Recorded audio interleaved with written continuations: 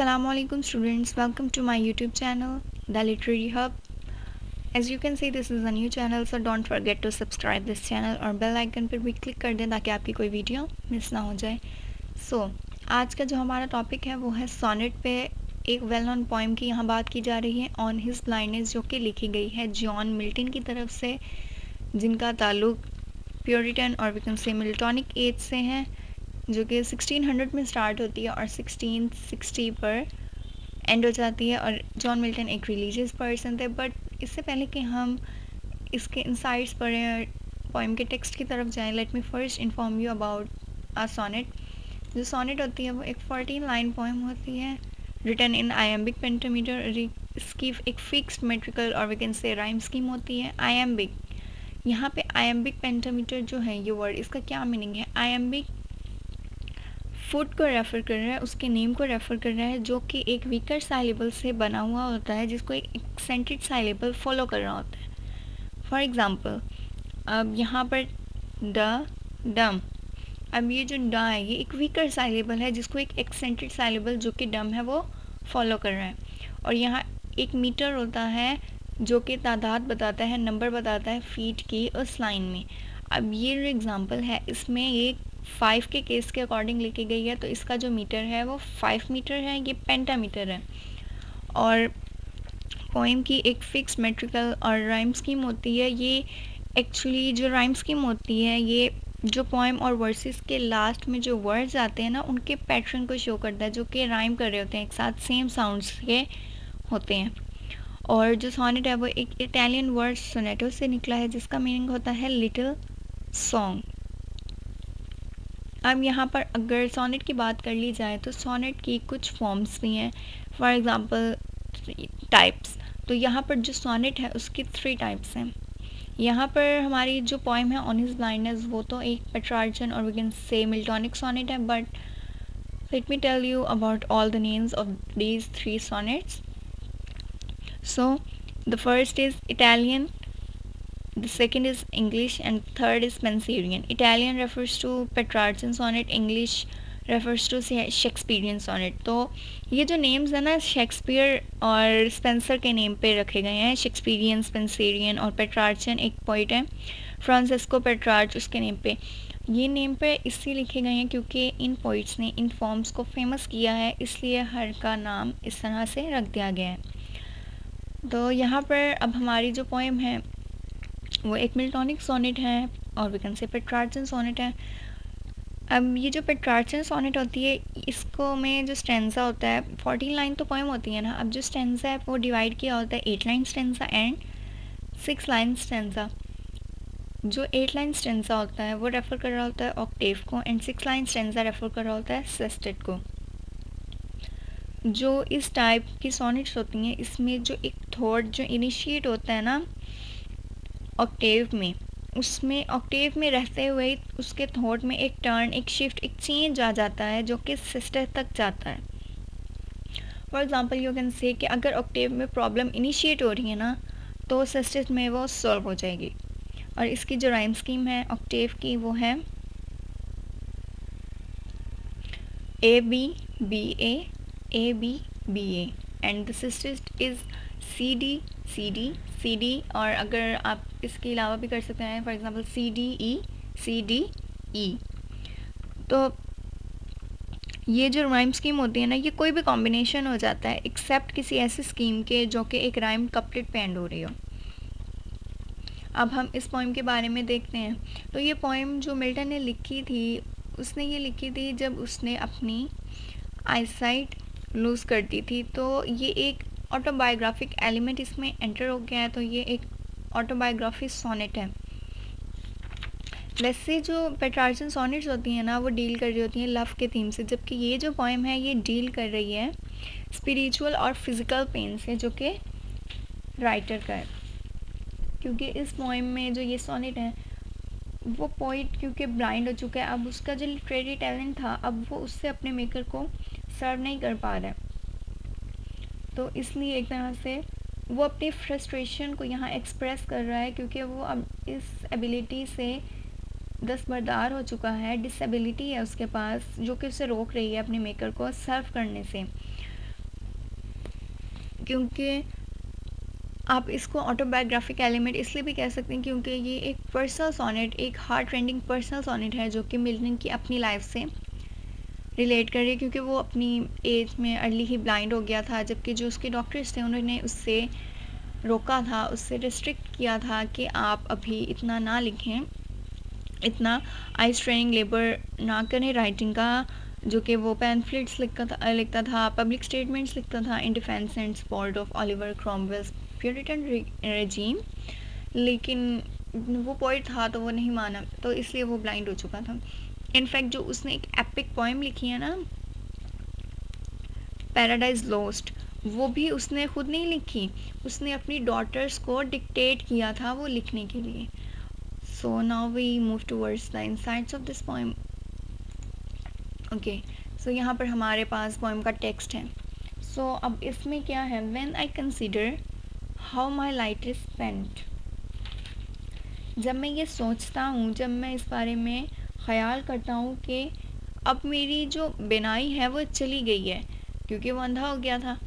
So how my light is spent uh half my days in this dark world and wide. Uh यहाँ पर before को show कर रहा है, इससे पहले इसकी आधी ज़िंदगी ख़त्म हो चुकी है, तो अब वो किस तरह इस बड़ी अंधेरी दुनिया में रहेगा, क्योंकि वो डिसइल्यूजन फील कर रहा है because he is blind and that one talent which is death to hide. अब यहाँ पर जो टैलेंट है वो लिटरेरी टैलेंट है पोइट का, स्पिरिचुअल एंड फिज़िकल टैलेंट, जो कि वो सोच रहा है खुदा ने जो मुझे टैलेंट दिया है राइटिंग का, अब वो क्योंकि अंधा है वो लिख नहीं सकता, तो ये इस टैलेंट को छुपाना मौत के बराबर है। लॉज्ड विद मी यूजलेस, और अब ये मेरे पास बेकार पड़ा है कि मेरे पास टैलेंट है लेकिन मेरे पास आंखें ही नहीं है, तो मैं लिखूंगा कैसे। Though my soul more bent to serve therewith my maker, जबकि जो मेरी सोल है वो मज़ीद झुकना चाहती है, सर्व करना चाहती है मेरे बनाने वाले को, अब मेरे मेकर को, गॉड को। And present my true account lest he turning child, और वो प्रेजेंट करना चाहता है अपना true account, true account means work, account work. And child का यहाँ पे एंगर के या रेज का मीनिंग है, मतलब कि सेंसर स्वेयरली और एंग्रीली। वो कह रहा है कि मैं अपने मेकर को, खुदा को अपना काम पेश करना चाहता हूँ एज अ वर्शिप, इससे पहले कि वो मुझ पर गुस्सा हो, मुझे झंझोड़े। फिर उसके बाद doth God exact day labour light denied I fondly ask.